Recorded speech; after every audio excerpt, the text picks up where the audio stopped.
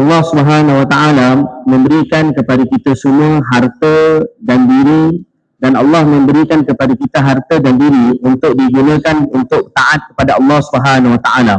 Iaitu segala nikmat yang Allah Subhanahu wa taala anugerahkan kepada kita ialah digunakan untuk kita mentaati Allah Subhanahu wa taala. Allah menjadikan apa yang ada di dunia ini, di alam ini, untuk berkhidmat kepada manusia. Kerana itu Allah berfirman, wa ardi in ardi wasi'ah fa iyya fa'budun, bahawa sesungguhnya bumi itu luas, maka hendaklah kamu hanya beribadat, mengabdikan diri kepadaku. Dan juga Nabi SAW bersabda bahawa Allah menjadikan seluruh tanah di dunia ini ialah masjid. Iaitu di mana-mana saja kamu berada, di hutan belantara, di mana saja kamu pergi, kamu boleh solat di mana-mana sahaja. Bukan itu saja, bahkan Allah menjadikan tanah yang ada di dunia ini untuk digunakan berwuduk, untuk digunakan untuk bersuci, tayamum, sekiranya tidak ada air. Iaitu segala apa yang Allah berikan kepada kita di dunia ini ialah untuk berkhidmat, untuk digunakan untuk beribadat dan mentaati Allah Subhanahu wa taala. Allah Subhanahu wa taala memberikan kepada kita seluruh dunia ini, seluruh dunia ini sebagai tempat untuk kita beribadat. Iaitu Allah Subhanahu wa taala memudahkan kepada kita untuk kita beribadat kepada Allah Subhanahu wa taala, seperti mana disabdakan oleh Rasulullah sallallahu alaihi wasallam, ad-dinu yusrun, agama ini ialah mudah. Iaitu setiap orang boleh beramal dengan agama, supaya bila jumpa Allah Ta'ala tak ada siapa yang memberikan uzur, alasan tak boleh beramal dengan agama. Pada hari ini kita merasa bahawa agama itu susah untuk diamalkan. Hakikatnya bukanlah agama susah untuk diamalkan, tetapi ia berpunca daripada tidak betulnya cara atau tertib di dalam kita menguruskannya atau beramal. Dalam urusan dunia pun, di dalam apa-apa sahaja pekerjaan, urusan, sekiranya tidak dijalankan dengan tertib, dengan susunan yang betul, maka pekerjaan itu akan menjadi susah. Maka apabila kita tidak mengamalkan agama dengan tertib yang betul, maka ia menjadi kelihatan susah kepada kita pada segi zahirnya. Setiap tujuan, setiap maksud ialah dia terikat dengan caranya, dia terikat dengan kaedah ataupun caranya.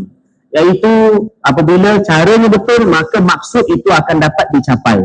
Apabila seperti mana di dalam pertanian, iaitu apabila pertanian dilakukan dengan cara yang betul, maka tumbuhan tanaman akan hidup dan orang akan dapat kutip daripada tumbuhan tanaman tersebut.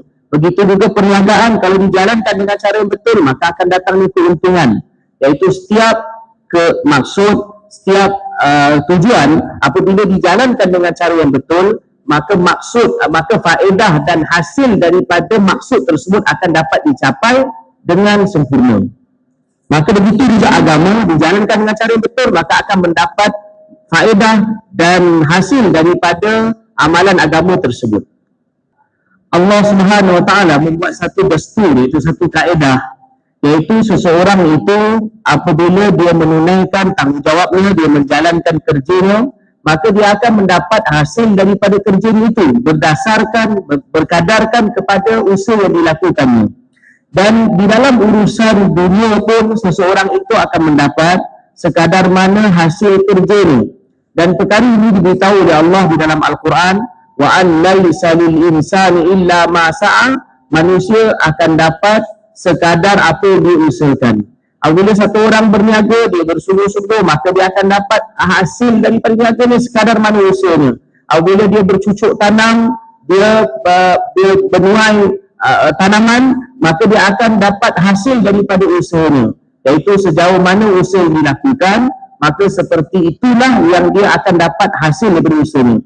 Namun di dalam amalan, apabila kita beramal, Allah Subhanahu wa taala memberikan kepada kita ganjaran, dan ganjaran yang Allah berikan kepada kita bukan sekadar mana Tuhan memberikan ganjaran kepada pekerjanya atau upah kepada pekerjanya. Kalau Tuhan memberikan upah kepada pekerjanya ikut kadar, berapa kerja berarti itulah upah dia. Tapi Allah bila berikan kepada kita ganjaran, Allah gandakan ganjaran tersebut, Allah beri lebih daripada amal manusia yang dilakukan itu. Allah berfirman, wa in taku hasanatan yudha'ifha wa yu'ti min ladunhu ajran 'azima. Iaitu kalau kamu buat satu kebaikan, Allah akan gandakan ganjaran daripada amal kebaikan kamu. Iaitu seperti mana anak kecil, bila dia membesar, dia makin membesar anak kecil tersebut. Jadi Allah berikan ganjaran lebih besar daripada amal tersebut. Bukan itu sahaja, wa yu'ti ladunhu ajran 'azima, Allah juga menyediakan daripada pihaknya ganjaran yang besar yang tak terhingga daripada pihak Allah Subhanahu wa taala. Bila manusia usul, Allah Subhanahu wa taala berikan kepada dia ganjaran lebih daripada amal yang dilakukannya. Allah Subhanahu wa taala memberikan kepada kita janji, dan Allah Subhanahu wa taala juga memberikan kepada kita jalan yang mudah. Allah beri janji dan Allah juga memudahkan perkara tersebut. Dan Allah Subhanahu wa taala tidak mahu memberikan kepada kita perkara yang susah. Allah berfirman, yuridullahu bikumul yusra. Allah taala menghendaki kepada kamu kemudahan, kesenangan. Wala yuridu bikumul usra. Allah tidak mahu pada kamu kesusahan. Iaitu Allah Subhanahu wa taala menjadikan setiap urusan itu mudah, dan Allah tidak mahu kesusahan pada kita. Iaitu tetapi apa perkara yang disebutkan atau yang ditetapkan, perkara tersebut akan menjadi mudah apabila ia dilakukan dengan cara, dengan kaedah yang betul, maka baru akan jadi mudah dan akan mendapat natijahnya. Iaitu kalau kita lihat seperti contohnya, kita dengar suara, kita lihat adanya lampu, adanya elektrik. Iaitu elektrik dan suara yang datang kepada kita ini ialah apabila dia diuruskan dengan cara yang betul, dibuat dengan tertib yang betul, maka barulah elektrik suara sampai kepada kita. Iaitu kita bila tekan switch, maka kita pun lihat suara, datangnya suara dan juga adanya cahaya. Bila dia dijalankan dengan cara yang betul. Tapi kalau dijalankan dengan cara tak betul, maka kita tak akan dapat lihat kesannya. Maka begitulah juga Allah Subhanahu wa taala menjadikan agama ini mudah kepada kita semua, tetapi mesti dijalankan dengan cara yang betul. Dan kalau kita jalankan dengan cara yang betul, maka barulah kita akan mendapat natijah yang baik daripada agama tersebut. Tetapi pada hari ini yang kita lihat bahawa agama yang menjadi susah kepada kita ialah dia berpunca daripada niat. Niat kita, kehendak kita, iradah kita. Kalau kita memang niat pun tak ada untuk nak beramal dengan agama, maka tak payah kita bercita berkenaan dengan beramal lagi. Tetapi bila niat pun dah tak ada, maka kita akan susah untuk jadi beramal. Kali itu Muhammad kata yang pertama sekali ialah kena ada niat, kena ada iradah, kehendak untuk kita beramal dengan agama. Dan bila kita beramal dengan cara yang betul, dengan kaedah yang betul, maka barulah segala perkara akan jadi mudah. Muhammad kata bahawa Allah Ta'ala berikan kepada kita agama, dan Allah jadikan agama inilah sebenarnya paling mudah bagi kita, tetapi dengan syarat adanya niat dan dengan adanya kaedah yang betul-betul di dalam mengamalkan agama, maka ia akan menatijahkan natijah yang baik kepada kita. Oleh kerana itu Muhammad kata untuk kita redakan Allah Ta'ala ialah pertama kita bina niat kita dulu, iaitu insya-Allah kita semua akan buat, insya-Allah. Dan Muhammad kata bahawa niat ialah mesti disertakan dengan amal, maka amal kena terus bermula. Iaitu apabila satu orang berniat untuk solat, maka terus bermula solat.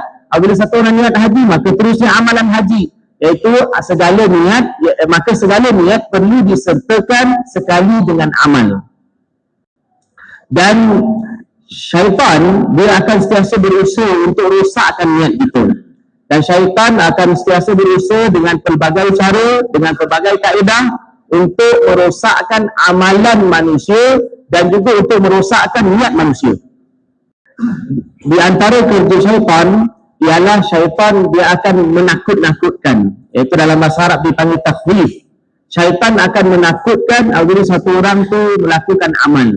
Dan apabila satu orang tu nak beriman, sebagai contoh ni, bila satu orang tu mula-mula nak beriman, syaitan akan datang dan dia akan menakut-nakutkan orang tu.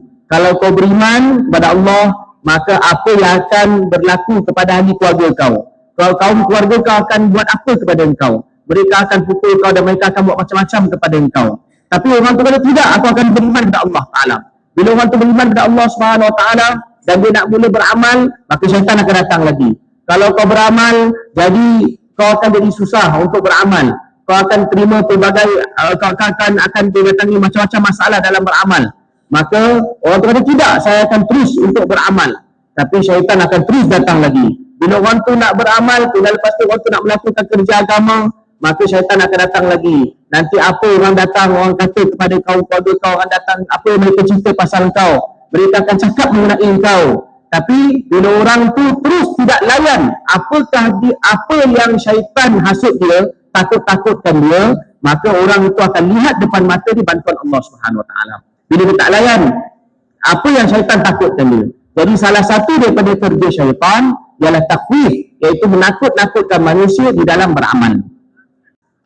Syaitan dia akan menakut-nakutkan manusia. Dan antara syaitan takutkan manusia ialah dengan keadaan, dengan halat. Bila manusia beramal, maka syaitan akan takutkan dia dengan miskin, dengan kesusahan, dengan apa yang orang kata kepada dia, apa yang orang cakap mengenai dia. Syaitan akan sentiasa takutkan satu orang tu dengan keadaan-keadaan yang berlaku bila satu orang tu beramal dan melakukan kerja agama. Jadi Allah Subhanahu Wa Taala berfirman bahawa bahawa satu orang bila beramal, maka hendaklah dia yakin kepada Allah Subhanahu Wa Taala dan dia berpegang kepada janji Allah Subhanahu Wa Taala. Jangan dia tertipu dengan tipuan syaitan, jangan dia terkesan dengan keadaan yang syaitan bawa datang depan dia.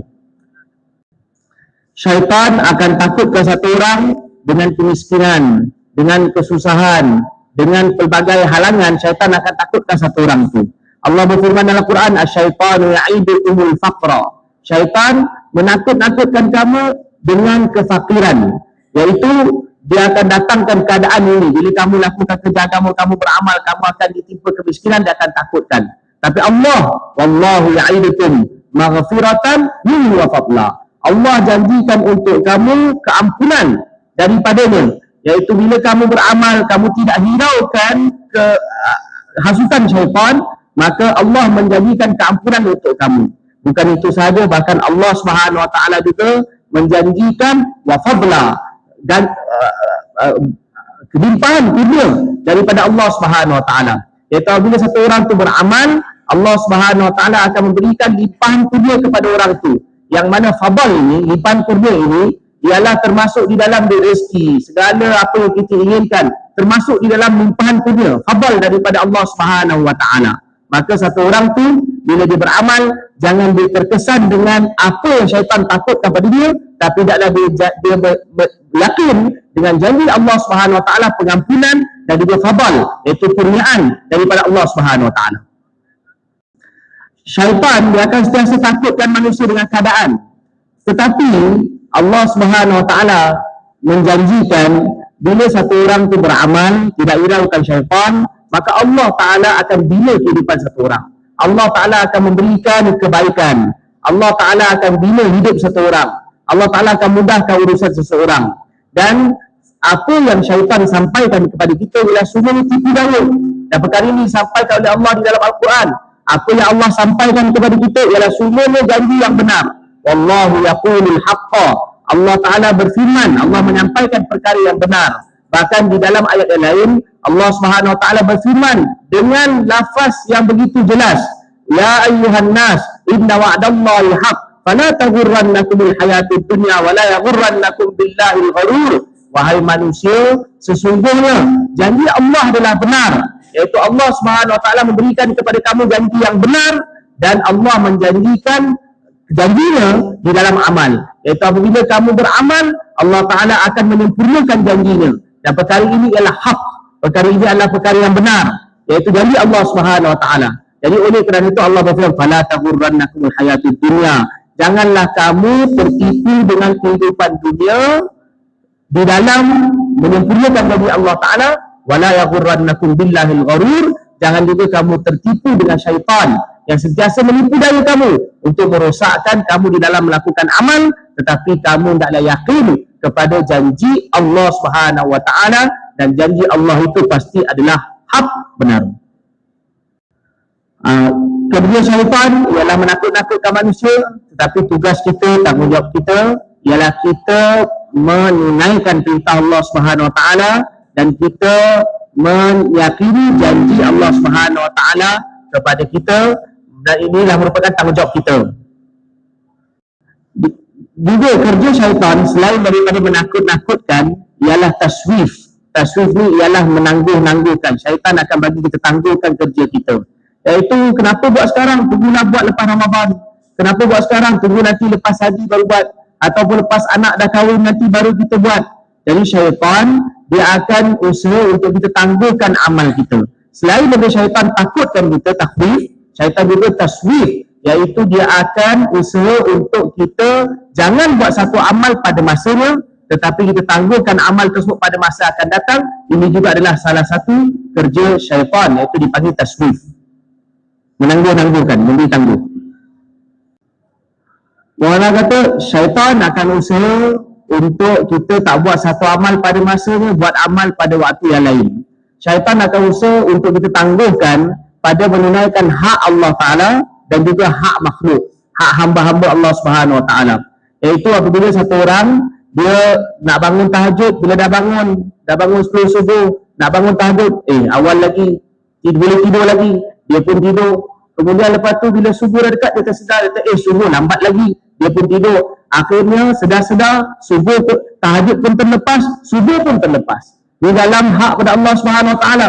Kemudian dalam hak manusia, iaitu bila dia berhutang, dia kata nantilah bayar kemudian bila lagi, bila mati lambat lagi, tak tahu bila mati lagi, tapi tak apa, tak ada masalah, boleh lambat lagi, bayar kemudian. Tapi lepas tu akhir sekali dia tak bayar hutangnya, akhir sekali dia mati dalam keadaan merampas satu orang, tak tunaikan, tak bayar hutang dia. Dan para ulama menulis bahawa orang yang mana paling binasa adalah kebanyakan mereka orang yang mana menangguh-nangguhkan amalnya. Bahkan Maulana menyebutkan bahawa aktsaru ahli nar ahli taswif, bahawa kebanyakan ahli neraka ialah orang yang menangguh-nangguhkan amalnya. Syaitan akan usaha supaya orang tangguhkan amalnya, iaitu di dalam hak pada Allah Subhanahu Wa Taala dan juga di dalam hak kepada hamba Allah Subhanahu Wa Taala. Itu dia akan usaha supaya kita lambatkan amal. Dan kerana taswif inilah, menangguh-nangguhkan amal inilah, maka berapa ramai orang yang mana solatnya menjadi qada. Kerana tak apa, waktu masih banyak, akhirnya solat tu terlepas waktunya dan kemudian dari qada. Bila dah jadi qada, solat tu jadi berganda. Bila solat tu jadi berganda, maka susah nak ditunaikan. Kemudian ditangguhkan lagi. Akhirnya solatnya menjadi bertambah-tambah, jadi berganda qadanya. Kerana apa? Kerana menangguh-nangguhkan amal. Maka begitu juga dengan hak manusia, hak hamba. Berapa ramai orang yang mana mereka tak tunaikan hak hamba kerana bermula daripada menangguh-nangguhkan. Maka kerana itu Allah perintahkan di dalam agama, iaitu merupakan perintah dalam agama, iaitu sari'u, sabiqu, hendaklah kamu bersegera, hendaklah kamu berlumba-lumba di dalam menunaikan perintah Allah Ta'ala. Iaitu ini adalah perintah Allah Subhanahu Wa Ta'ala. Kerana apabila seorang itu bersegera menunaikan perintah Allah Ta'ala, dia akan terselamat tidak daripada menangguh-nangguhkan amalnya. Bila terselamat, maka amal itu akan dapat ditunaikan. Allah menceritakan berkenaan dengan sifat para anbiya, innahum kanu yusari'una fil khairati wa yad'unana raghaban wa rahba. Iaitu para anbiya, mereka sentiasa bersegera melakukan amal kebaikan. Bahkan juga Sayyidatina Aisyah radhiyallahu anha menceritakan berkenaan dengan Nabi SAW. Kami duduk-duduk dengan Nabi SAW, kami bersembang dengan Nabi SAW, kami berbicara dengan baginda. Tapi bila tiba waktu azan, baginda serta-merta bangun, baginda SAW pergi solat seperti baginda tak kenal pun kami. Iaitu baginda SAW segera untuk pergi solat bila datangnya perintah Allah Subhanahu Wa Taala. Jadi Allah menceritakan sifat para anbiya di dalam Al-Quran, mereka bersegera melakukan kebaikan. Ini adalah merupakan sifat para nabi yang kita perlu contohi. Maka kerana itu Allah perintahkan kepada kita supaya meniru sifat mereka, iaitu hendaklah kita bersegera melakukan kebaikan dan juga kita berlumba-lumba di dalam melakukan kebaikan. Maulana tanya, tuan-tuan faham apa yang saya sampaikan ni? Maulana lah, bukan saya. Maulana kata jangan tidur, itu bukan waktu tidur. Allah Ta'ala telah berikan kepada kita agama, dan apa-apa perkara yang bahaya, yang membahayakan kita, Allah juga bagi tahu kepada kita perkara itu bahaya. syaitan punya kerja, tadi disebutkan syaitan taswif, syaitan akan tangguhkan kita dalam melakukan amal. Tapi ada satu lagi kerja syaitan yang ketiga, ialah syaitan akan usaha untuk kita berusaha memberikan alasan. Kita cipta alasan, cipta uzur di dalam melakukan amal, iaitu sakit, ni ada sakit, ada masalah sekian. Itu syaitan akan berusaha supaya kita berikan pelbagai uzur ataupun alasan di dalam kita melakukan amal. Dan kerana itu Nabi SAW melarang kita daripada kita buat-buat uzur, daripada kita buat-buat uzur di dalam melakukan amal. Kerana orang yang mana buat uzur ni, dia akan juga terhindar, dia akan mahrum daripada melakukan amal. Nabi SAW bagi tahu, kamu jangan buat-buat sakit, nanti kamu akan sakit betul-betul. Ini Nabi SAW sampaikan kepada kita. Orang kata, orang baca hadis Nabi, la tamaradu fatamradu, kamu jangan buat-buat sakit, nanti kamu akan sakit betul-betul. Kerana itu orang yang mana dia buat-buat alasan, buat-buat uzur di dalam melakukan amal, maka akan betul-betul datang halangan itu kepada dia. Jadi oleh kerana itu tanggungjawab kita perlu menunaikan perintah Allah Subhanahu Wa Taala dan meyakini janji Allah Subhanahu Wa Taala. Syaitan akan sentiasa berusaha supaya kita tidak datang kepada perintah Allah Taala. Dan untuk kita meyakini janji Allah Subhanahu Wa Taala, maka kita keluar dari Allah Subhanahu Wa Taala untuk bina yakin kita, supaya terbina yakin kita kepada janji Allah Subhanahu Wa Taala. Dan kita beramal seperti mana ditunjukkan oleh Nabi SAW, maka ini adalah merupakan tanggungjawab kita. Allah perintahkan kepada kita supaya kita meyakini janji Allah Subhanahu Wa Taala dan menunaikan tanggungjawab yang Allah Subhanahu Wa Taala berikan kepada kita.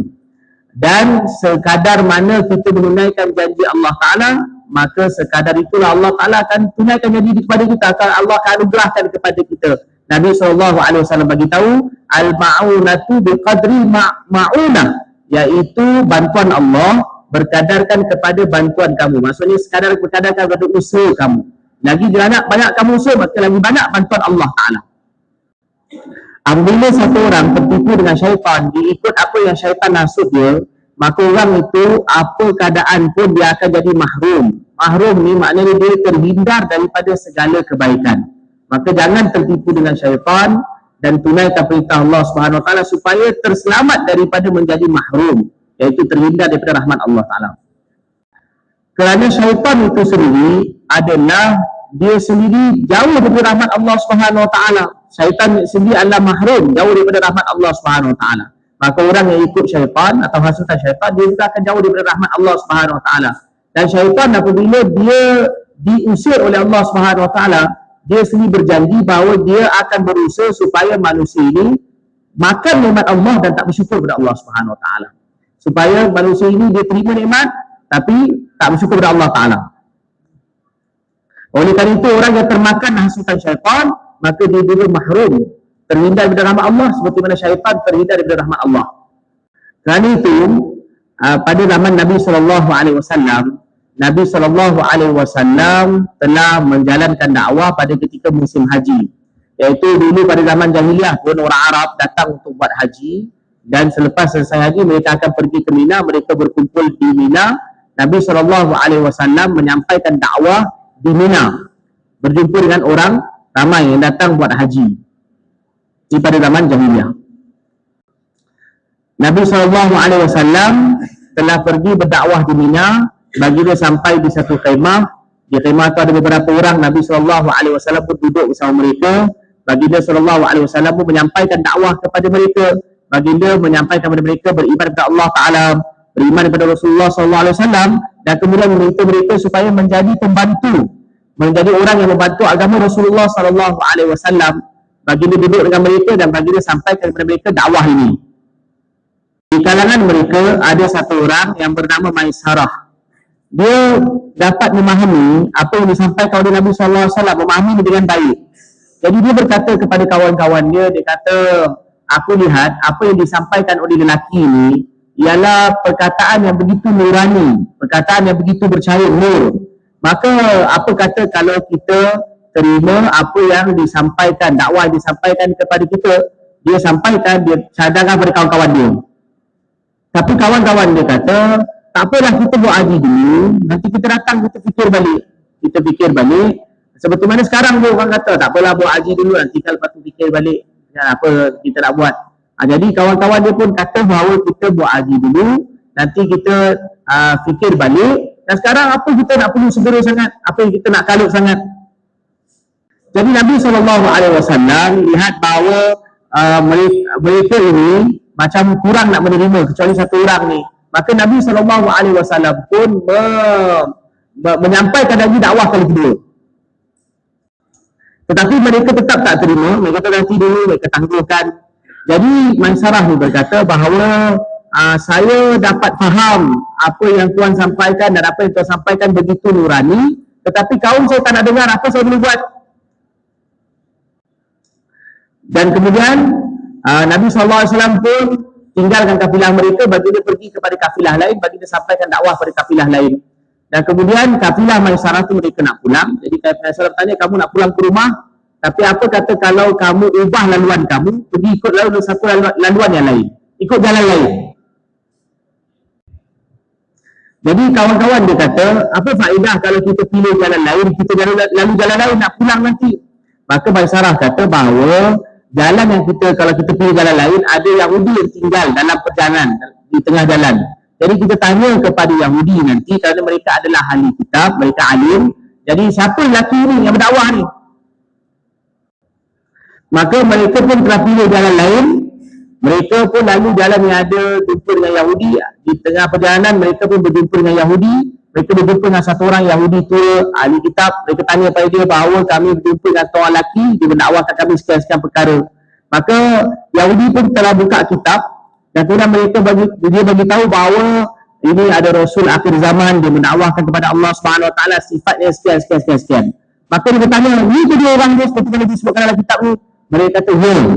Yahudi itu pun beri cadangan kepada mereka bahawa kamu hendaklah ikut dia, kerana dia satu orang Rasul yang betul, ikut apa yang disampaikan kepada kamu. Tapi Maisarah kata, kaum ni kita apa? Tak apalah, nanti dulu kita akan pulang dulu ke rumah, nanti baru kita fikir atau kita fikirkan apa yang kita lakukan nanti. Maisarah juga bagi tahu bahawa Yahudi tua itu berikan nasihat kepada mereka bahawa nanti kamu kena ingat betul-betul bahawa kaum kamu akan terpecah kepada dua. Satu yang mana akan ikut Nabi itu, akan bantu dia. Satu lagi akan berperang dan akan memusuhi Nabi tersebut. Dan kamu jangan jadi orang yang memerangi Nabi tersebut. Maisarah berkata, Yahudi itu perkara ini pun disampaikan kepada kami dan beri nasihat kepada kami perkara tersebut. Tapi kaum Maisarah mereka terus kata, tak apa, nanti kita beriman, kemudian kita tangguh dulu, kita pulang ke rumah, nanti kita mudah untuk buat haji, tahun depan kita datang, kita akan jumpa dia. Akhirnya kabilah Maisarah ini pun mereka pulang ke rumah mereka, pulang ke penempatan mereka, dan mereka tak beriman. Kemudian bila 3 tahun depan, mereka pun nak buat haji. Tapi ketua mereka kata zaman tu tidak ada kerajaan atau raja. Jadi ada ketua kabilah. Ketua kabilah kata tahun depan tahun ni tak payah buat haji. Jangan ada siapa buat haji. Maka tak ada siapa pergi haji. Tahun depan ni mereka kata tak payah buat haji. Maka tak ada siapa buat haji. Maka begitulah berterusan sampai Nabi SAW jumpa mereka ketika zaman Jahiliyah, zaman Mekah. Sampai zaman Mekah Nabi SAW berakhir, Nabi dah pergi hijrah ke Madinah, dan kemudian zaman Madinah pun hampir berakhir. Nabi SAW dah pergi berhijrah ke kota Madinah. Mereka tak ada pun dapat peluang untuk datang bertemu dengan Nabi SAW. Maka Maulana kata, maka begitulah syaitan akan usahakan bila satu orang lambatkan amalnya, tangguhkan amalnya, sehingga akhirnya dia terus jadi mahrum. Sehingga kehidupan Madinah, maksud zaman dakwah Nabi SAW di Madinah, dah hampir sampai ke tahap akhir. Nabi SAW pun nak buat haji, Hajatul Wida'. Nabi SAW bergerak dari kota Madinah, baginda meninggalkan kota Madinah, bertolak untuk haji bersama dengan para sahabat radhiyallahu anhum. Maka waktu itu Maisarah datang bertemu Nabi SAW. Dan waktu Nabi SAW datang nak pergi buat haji ini, ialah lebih kurang 80 hari sebelum kewafatan Rasulullah SAW.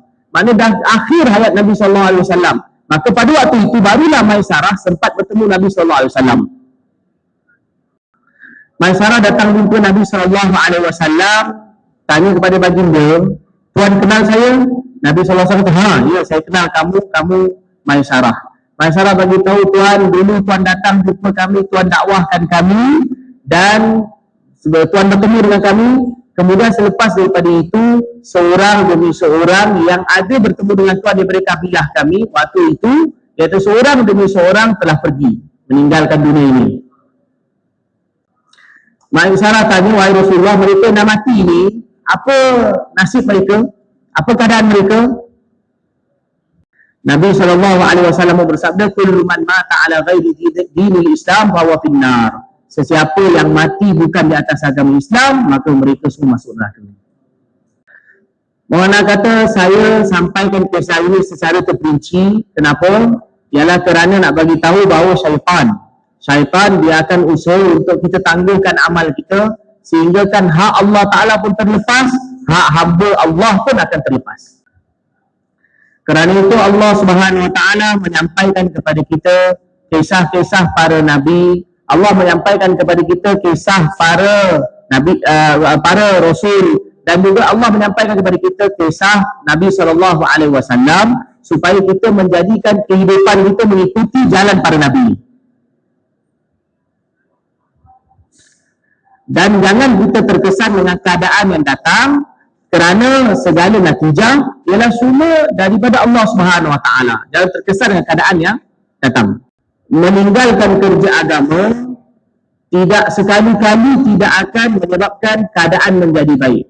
Iaitu ni kita ada masalah, maka kita bertinggalkan kerja agama, tinggalkan amalan agama. Mohon kata ini sekali-kali tidak akan menjadikan halat keadaan jadi baik.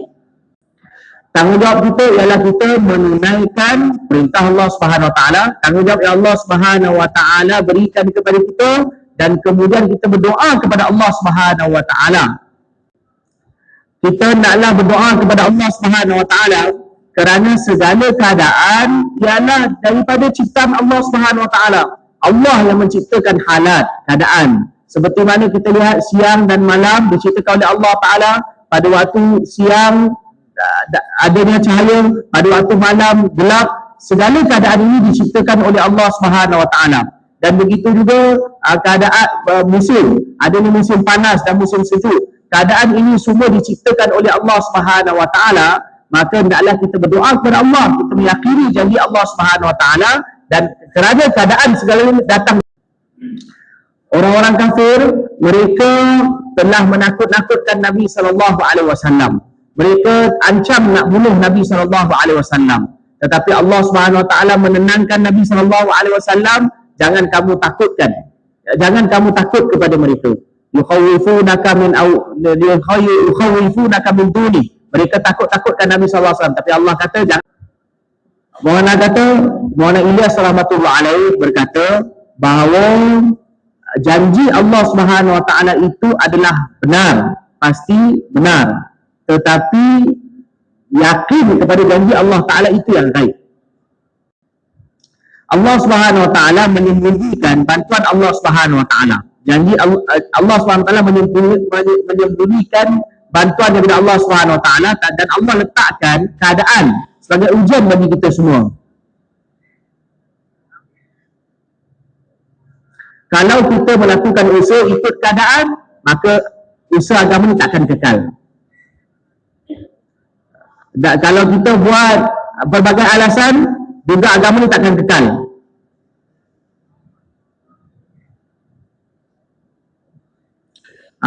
Seperti mana orang munafik, mereka berikan pelbagai uzur, mereka memberikan pelbagai alasan, iaitu kami punya rumah akan diserang oleh musuh, maka mereka nak tinggalkan medan jihad.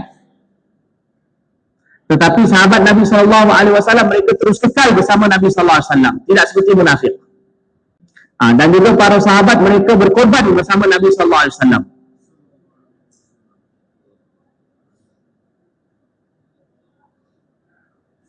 Kerana sahabat radhiyallahu anhu mereka terus kekal tetap bersama Nabi SAW berkorban, maka bantuan daripada Allah Ta'ala pun datang kepada mereka.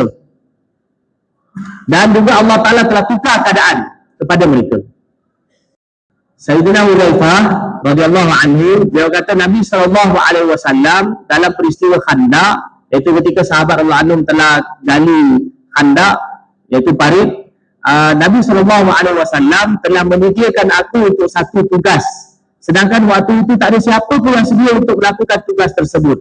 Dan keadaan waktu itu begitu sejuk, sehingga kan gigi aku pun sejuk.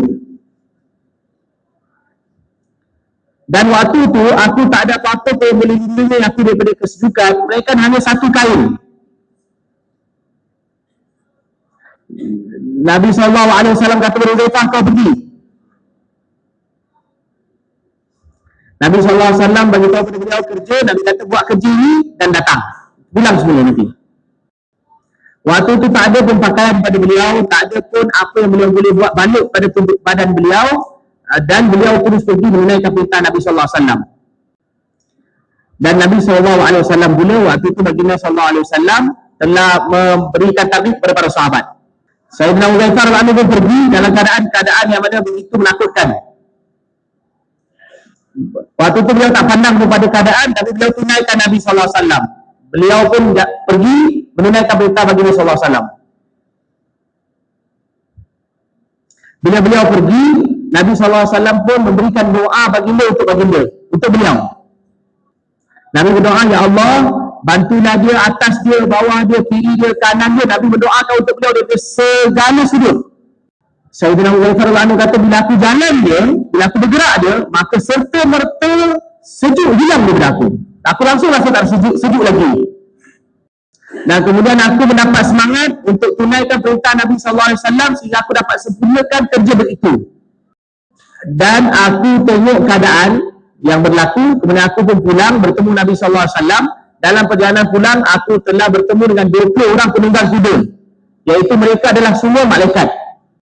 Dan dalam kegelapan malam, kesemua malaikat tersebut kenal Sayyidina Hudzaifah radhiyallahu anhu, iaitu ini adalah utusan Rasulullah SAW.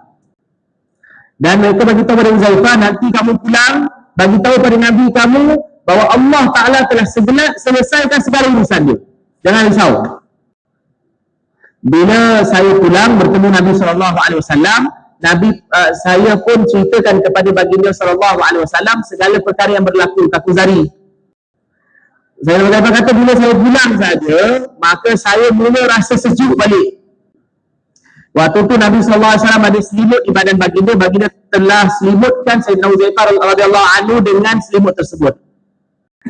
Contoh ini Maulana bawa datang ialah nak sampaikan bahawa keadaan akan berubah bila kita tunaikan perintah Allah Subhanahu Wa Taala. Iaitu tanggungjawab kita tunaikan perintah Allah Subhanahu Wa Taala tanpa melihat kepada keadaan. Sama ada keadaan kita suka, tak suka, keadaan sesuai atau tak sesuai, kita tunaikan perintah Allah Subhanahu Wa Taala, maka Allah Ta'ala akan tukar keadaan menjadi baik. Syaitan akan cuba tangguhkan amal kita dan syaitan akan usaha untuk takutkan kita. Ketika manusia dia budak, budak kecil ni kalau kita suruh dia buat kerja, kamu pergi mandi, kamu pergi potong rambut, maka dia takut. Budak kecil takut dengan banyak kerja. Maka begitulah manusia, kadang-kadang dia takut dengan perkara-perkara yang kecil, tapi dia tak takut dengan perkara besar je biasa. Kerana itu Nabi SAW memberikan khabar gembira kepada kita dan juga fadilat kepada kita, iaitu kamu buat sekian maka kamu akan dapat fadilat sekian, khabar gembira sekian. Nabi SAW sentiasa memberikan kepada kita bisyarah, khabar gembira dan juga fadilat kepada kita. Dan dalam agamanya adanya amal dan juga adanya fadilat di dalam amal tersebut. Tetapi oleh kerana kita telah meninggalkan usaha agama, maka kita seolah-olah terlupa kepada perkara ini. Maka oleh kerana itu, hendaklah kita kuatkan semula azam dan iradah kita, iaitu kita akan tunaikan tugas asal kita yang dihantar oleh Allah Ta'ala ke dunia ini. Bantuan Allah Ta'ala ialah pada amal dan juga pada ikhlas. Dan janji Allah Subhanahu Wa Taala dan juga bantuan Allah Subhanahu Wa Taala ialah pada amal sampai ke hari kiamat. Allah Ta'ala bila sempurnakan janji kepada kita, ya, tak akan ada apa-apa kerugian kepada kita. Allah menjanjikan kepada orang Islam, walaupun dalam keadaan yang tak disukai, keadaan yang mana susah, tetap Allah Subhanahu Wa Taala akan berikan kejayaan kepada kita bila dia tunaikan perintah Allah. Di dalam hadis disebutkan bahawa manusia ini diuji oleh Allah Subhanahu Wa Taala, iaitu bila manusia ini berada di dalam musibah, berada dalam kesusahan, maka dosa dia akan diampunkan oleh Allah Subhanahu Wa Taala. Dan bukan sahaja dosa dia diampunkan, bahkan ke darjat itu ditinggikan oleh Allah Ta'ala. Dan bila satu orang dia menanggung kesusahan, bersabar dengan kesusahan yang ditanggungnya, maka Allah Subhanahu Wa Taala berikan kepadanya ganjaran, pahala. Sahabat radhiyallahu anhu tanya pada baginda sallallahu alaihi wasallam, "Wahai Rasulullah, penyakit ni apa dia?" Baginda bagi tahu bahawa penyakit ialah kafarat, iaitu menghapuskan dosa manusia. Sayyidina Ubay bin Ka'ab radhiyallahu anhu bila dengar, baginda bagi tahu bahawa penyakit ni ialah sebab kepada dihapuskan dosa, maka beliau pun doa kepada Allah Subhanahu Wa Taala, "Ya Allah, kau jadikan aku ini sentiasa lapar." Maaf, bukan lapar, demam. Jadikan aku sentiasa demam. Iaitu berikan aku sentiasa demam, tetapi tidak menghalangku daripada aku tunaikan perintah Allah Ta'ala. Iaitu aku demam, tapi tak menghalang aku daripada solat, puasa, zakat, haji. Walaupun dalam keadaan aku demam, aku terus dapat tunaikan perintahmu. Berikan aku demam sedemikian. Jadi beliau begitu yakin kepada janji Nabi SAW, dan beliau merasa bahawa memang saya berdosa, maka beliau sanggup menerima demam. Dan Allah Ta'ala kabulkan doa beliau. Selepas itu beliau pun terus demam, tetapi beliau terus dapat tunaikan perintah Allah Ta'ala. Tak ada satu perintah Allah Ta'ala yang beliau tertinggal di beliau. Jadi Maulana kata, tapi itu sahabat, kedudukan mereka yakin yang begitu kuat. Maulana kata, kamu dekat kita jangan doa demikian. Itu Maulana kata, saya sampaikan ni berkenaan dengan iman yakin, tapi kita tak sampai yakin tersebut, maka jangan doa tersebut. Tetapi yang disampaikan ini adalah perkara yang hak, bahawa apabila satu orang tu dia menerima musibah, maka dosa dia diampunkan oleh Allah Subhanahu Wa Taala. Bukan saja dosa dia diampunkan oleh Allah Ta'ala, bahkan darjat dia pun ditinggikan oleh Allah Subhanahu Wa Taala. Supaya kita yakin dengan perkara tersebut. Orang Islam bila sakit, maka doa dia dikabulkan oleh Allah Subhanahu Wa Taala. Dan doa dia Allah kabulkan seperti mana kabulnya doa para malaikat. Maulana kata untuk kita ni, sakit pun Allah berikan kepada kita faedah. Kalau sihat pun Allah Ta'ala berikan faedah kepada kita, manfaat kepada kita. Iaitu orang beriman, apa keadaan pun adalah baik untuk dia. Kalau dia keluar dari Allah Subhanahu Wa Taala dan kemudian dia mati di dalam Allah Ta'ala, maka kematiannya itu adalah begitu diberkati, mubarak.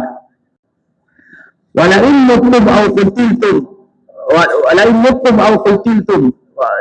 Nabi Allah Subhanahu Wa Taala bagi tahu, kalau sekiranya kamu keluar dari Allah Subhanahu Wa Taala, kamu berjihad di dalam Allah Subhanahu Wa Taala, dan kalau kamu mati, maka itu adalah merupakan sebab kamu diampunkan oleh Allah Ta'ala, dan juga adalah lebih baik daripada segala harta benda dunia yang kamu kumpulkan. Sama ada kamu mati atau kamu dibunuh di dalam Allah Ta'ala. Itu apa keadaan pun, semua keadaan adalah baik bagi orang beriman. Semua ini diterima adalah kerana keberkatan iman. Iaitu orang beriman, setiap keadaan adalah baik bagi.